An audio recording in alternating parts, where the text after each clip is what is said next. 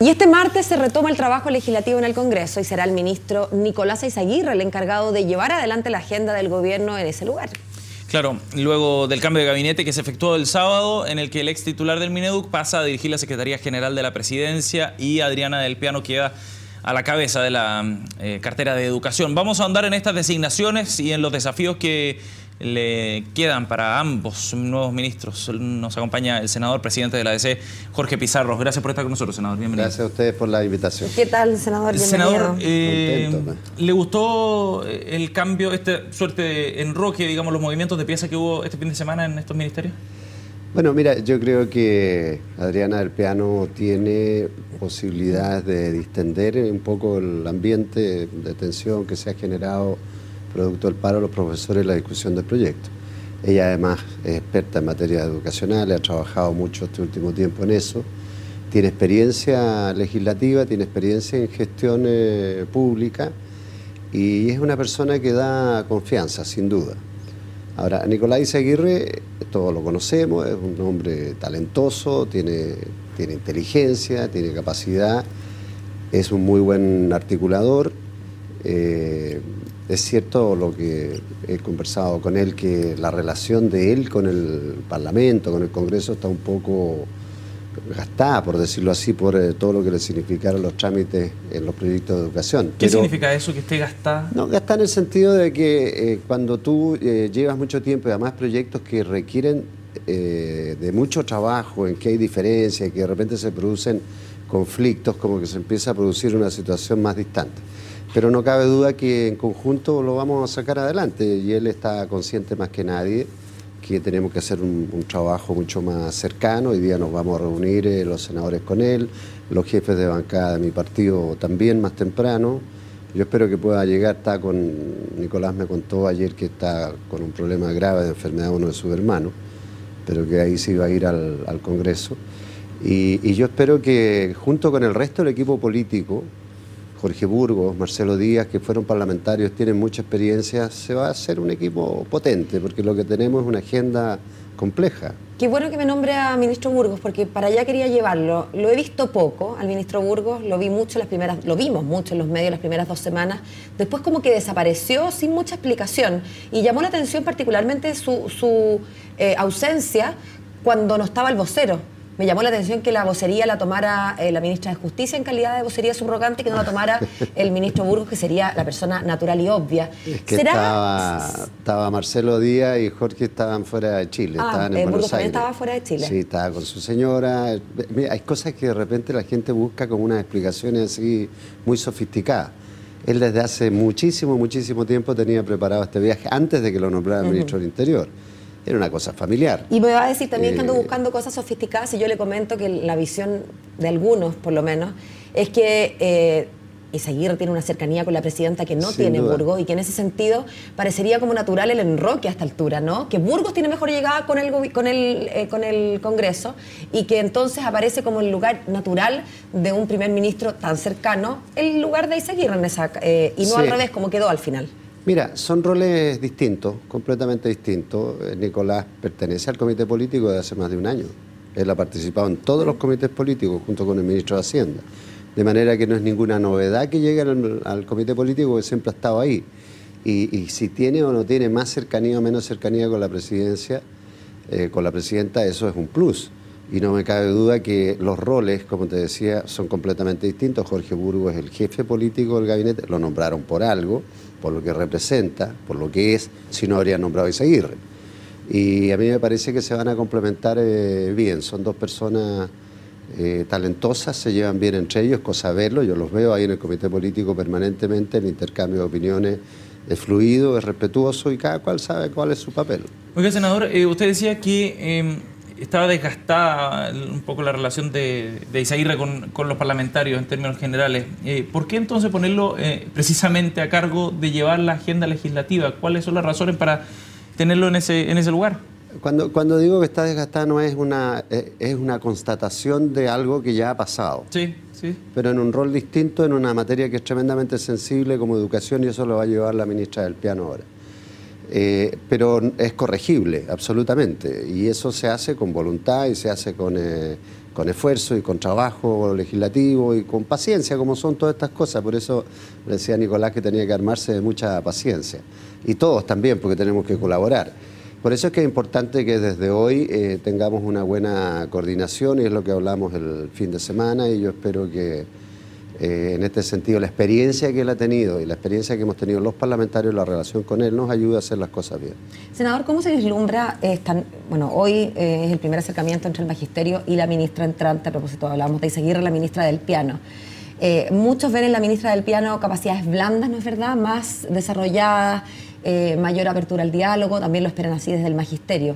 Pero pareciera que el tema de fondo es que lo que han dicho es que no van a sacar el proyecto de carrera docente. No. Y eso hasta el momento ha sido, por lo menos hasta el momento, el requisito sine qua non que ha puesto el magisterio para poner el paro. ¿Cómo se resuelve entonces? Yo creo que el magisterio se ha colocado en una situación casi imposible, porque ellos saben que el proyecto tiene cosas muy positivas, como también tiene algunos temas en los cuales se podría tener mayor flexibilidad. Y en esas conversaciones y en ese diálogo en el Congreso se había avanzado bastante. Pero insistir en que se retire el proyecto en la práctica es decir, mire, no hagamos reforma y no tengamos carrera docente. Y los más perjudicados son ellos, en definitiva. Entonces, salvo que ellos digan, mire, sabe, quedémonos como estamos y que siga todo tal cual. Que eso yo espero que no sea la idea y no lo quiere nadie. Entonces, yo creo que ellos tienen que aprovechar la oportunidad de abrir nuevamente el diálogo, de entender que en la Cámara se va a seguir el debate y que tienen que incorporarse a ese diálogo. De hecho, varios de los otros actores en materia educacional están más proclives a seguir con el debate en el Congreso, que es donde corresponde. Pero parecería que los profesores no consideran que es donde corresponde. Bueno, pero es la opinión de ellos. Es la opinión de ellos y tendrán que cambiar en algún momento. Porque lo que no va a hacer el gobierno es parar la tramitación del proyecto, ni va a dejar de legislar el Congreso porque a los profesores se les ocurrió. Ellos están invitados, han participado en el trabajo prelegislativo, han hecho sugerencias, se hizo un cierto protocolo donde los temas más sensibles para ellos están considerados. Entonces aparece como una situación en que mantener el paro solo le hace daño a la educación pública, y todo lo que queremos es mejorar la educación pública. Los niños sin clase, los apoderados se empiezan a molestar, empiezan a preguntar, bueno, ¿hasta cuándo? ¿Y por qué? Todos sabemos que las recuperaciones después de horas de clase, los días sábados, no son lo mismo, porque no son lo mismo. Llega la mitad de los alumnos y el daño que se hace es irreparable. ¿Y quiénes son los perjudicados? Los niños más vulnerables, los que están en la educación pública. O sea, la llegada de la ministra del Piano no va a significar un giro en la conducción del ministerio como algunos esperaban.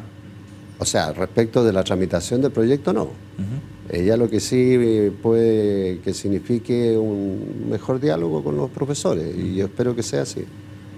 Ahora, la llegada de Izaguirre al área legislativa, ¿tiene que ver también, algunos lo interpretan así, con poner más énfasis también en el tema presupuestario y de prioridades de la agenda legislativa? Una palabra que se escucha muchísimo entre los senadores y parlamentarios de la nueva mayoría ahora, que ante el nuevo escenario económico hay que empezar a priorizar los temas del programa. Bueno, desde hace unos 2 meses y medio, nosotros desde la Democracia Cristiana planteamos con claridad que hay que concentrarse en unos 6, 7 ejes, no más, porque si no va a ser imposible tratar de hacer todas las cosas al mismo tiempo. ¿Cuáles son? Lo primero es la reactivación de la economía, como dice el ministro Valdés, el fortalecimiento del crecimiento económico. Ese fortalecimiento del crecimiento económico permite tener más tranquilidad, tener empleo. La gente cuando tiene empleo está más tranquila, tiene más confianza. Necesitamos también enfocarnos a la materia educacional, la carrera docente, las materias de salud pública, que es lo más delicado y sensible que tenemos, seguridad ciudadana, los mecanismos de protección social y la agenda de probidad y transparencia, que es la que permite mejorar nuestra democracia. Eso debiera ser yo diría, las prioridades más concretas a las cuales nos tenemos que abocar durante este año. No es mucho más el tiempo. No te olvides que a fin de año, además, la presidenta ha planteado el inicio de un diálogo, de conversaciones, de un proceso de debate respecto de lo que como país queremos hacer una nueva constitución. Eso será largo, pero en este tiempo tenemos que concentrarnos en eso. No se pueden hacer todas las cosas al mismo tiempo. Oiga, senador, lo queríamos llevar a otro tema también. Durante este fin de semana, en el caso de SQM, se abre una arista especial para Marco Enrique Sominami. Se revelan algunos correos que dejan de manifiesto ahí contactos precisamente de financiamiento para uno de sus más estrechos asesores. Marco Enrique Sominami sale a aclarar el punto y dice en una declaración que él no tiene por qué referirse a esas conversaciones entre terceros, etcétera. Pero se ha desmarcado en definitiva de la situación de SQM.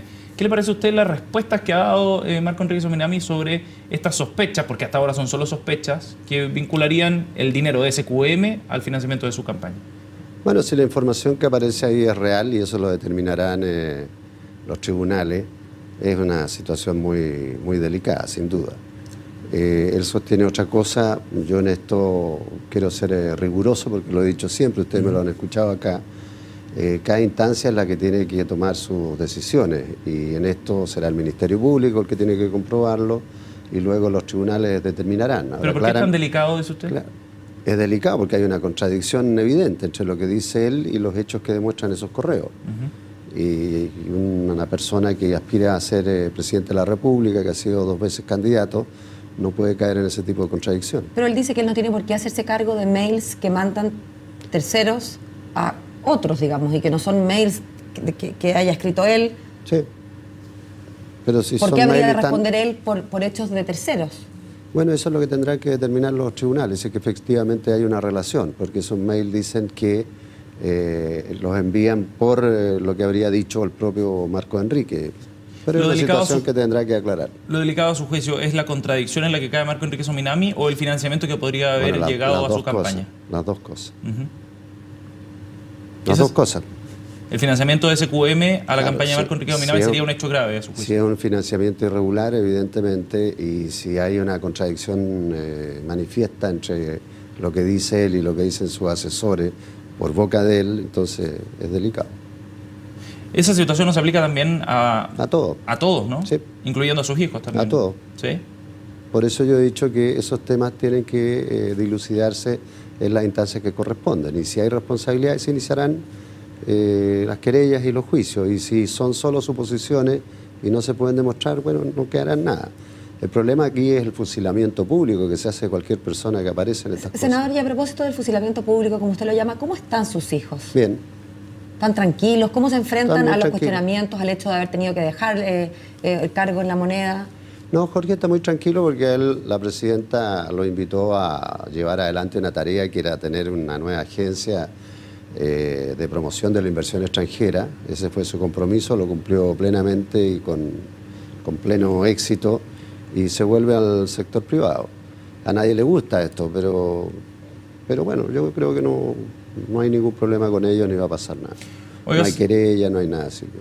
Oiga, senador, y en la misma línea, Osvaldo Andrade ayer hacía acusaciones bien graves respecto a el financiamiento precisamente político, y él decía que fueron muchos más los que hicieron minutas por las cuales cobraron dinero que finalmente iba a parar a los bolsillos de estos políticos involucrados. Hablaba en definitiva de una denuncia sobre enriquecimiento ilícito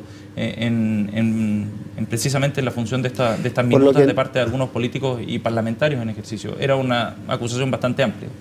Por lo que entendí, Osvaldo se refería a que planteamientos, informes respecto de la constitución del programa, o cuando se preparaba el programa en los sectores vinculados en ese entonces a la candidatura a la presidencia, porque estamos hablando del tiempo de antes de las primarias.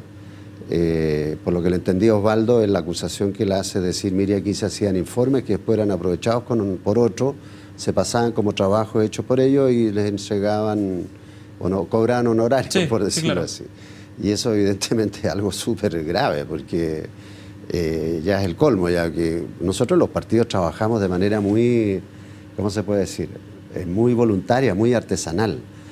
Nosotros tenemos grandes militantes que nos hacen informes, nos hacen propuestas, pero no nos cobran un peso. Sería el colmo que después de que nos hagan esos informes, nosotros fuéramos y los vendiéramos como propio. Ponte tú todo el esfuerzo que tienen nuestros equipos políticos técnicos en materia de la nueva Constitución, en materia laboral, en los temas de educación, que son trabajos absolutamente voluntarios y gratis. Entonces, que alguien después aparezca cobrando por eso ya me parecería el colmo. Por eso la acusación que hace Osvaldo es muy grave. Hoy día viene un poquito más suave, parece, ¿eh? Como que los dichos al principio eran más categóricos y ahora no tanto. Yo espero que lo aclare. Y apuntan a enriquecimiento ilícito, en definitiva, si eso es lo más grave. Así es, yo Pero al espero final que lo curioso, senador, es que las acusaciones vienen y finalmente nadie apunta con el dedo. Estoy pensando un poco también en lo que hizo el senador Navarro, ¿no? De hacer una acusación, no una acusación como implicar, digamos, que podría haber eventuales platas que hubieran llegado de las pesqueras, y entonces pregunta a todo el Senado, que digan, que dé un paso adelante, digamos, el que recibió. Un poco Osvaldo Andrade hace algo similar, en tanto hace una acusación que es muy grave, pero no apunta directamente a quiénes. ¿Qué está pasando en política? ¿Es que simplemente quieren agarrar cámara o es que no se atreven a apuntar con el dedo? Yo creo que es una mezcla donde, por decir algo rimbombante o aparecer como el más puro santo y casto, se involucra a otros de manera muy injusta. Lo de Navarro es muy injusto porque él coloca en duda a todos sus colegas sin tener ningún antecedente, ninguno. Y lo hace de una manera, ¿cómo se puede decir? Torcida. Entonces la molestia que nos ha generado a todos es muy grande y por eso le hemos dicho que se retracte de sus dichos, que aclare bien la situación. Él ha dicho que no tiene nada que aclararse, entonces las confianzas se rompen y como nosotros lo elegimos a él vicepresidente del Senado, si no se retracta le tendremos que pedir que deje el cargo, porque está bueno ya, o sea, si alguien quiere decir algo, que haga las denuncias concretas. Y entonces con Andrade, ¿qué le van a pedir a Andrade? ¿Que se retracte no sé, o que diga nombres y apellidos? En el caso de Andrade es un problema entre socialistas y parece que apunta a gente del PPD y entre ellos se entenderán porque estamos hablando de la etapa de la campaña de Michelle Bachelet, de la pre-campaña, entre comillas, o cuando se estaban armando los equipos. Nosotros teníamos otra candidatura, estábamos en ese entonces preparando nuestras propias primarias. Oiga, y a propósito de pre-campaña a esta altura, ¿qué rol, a su mejor entender, le cupo a Jorge Rosenbluth en ese periodo? Mira, yo creo Jorge es una persona que pertenece claramente a la nueva mayoría, es un ejecutivo de alto nivel, un profesional muy destacado. Yo creo que él, como muchos otros, lo que hacía era tratar de conseguir recursos legales, por supuesto, para las campañas y ese papel, junto con otros, se cumple siempre por alguien. Pero si eran antes eso no de la significa ninguna ilegalidad. Y yo espero que no tenga ninguna ilegalidad, por lo que lo conozco. Creo que es una bellísima persona. De todas maneras, renuncia, según lo que dice hoy día Diario Pulso, a su cargo. Sí. Asumiendo cierta responsabilidad, en definitiva, en un entuerto que claro, ha que para una una empresa internacional es complicado que aparezca en una situación de ese tipo, su presidente. Pero yo entiendo que, aparte de él, de conversar con empresarios y decirles, mire, vienen campañas políticas, ustedes pueden hacer aportes, hay aportes legales, háganle aporte a todos, no solo a un sector, porque todos sabemos que aquí, si uno hace el conteo rápido de cuánta plata es la que reparte el sector privado, el 70-80% va a las candidaturas de la derecha y el resto va a los otros. Pero si le entendí bien, ¿usted cree que Jorge Rosenbluth pedía a los empresarios que hicieran aportes transversales? No, que hicieran el aporte a las campañas de la mayoría. Me pareció entender que pedía transversalmente. Me expresé mal entonces. No, me refiero a que las empresas en general, por un problema más bien de afinidad ideológica, cuando entregan recursos a través de los medios legales, un 70-80% va a los sectores de derecha.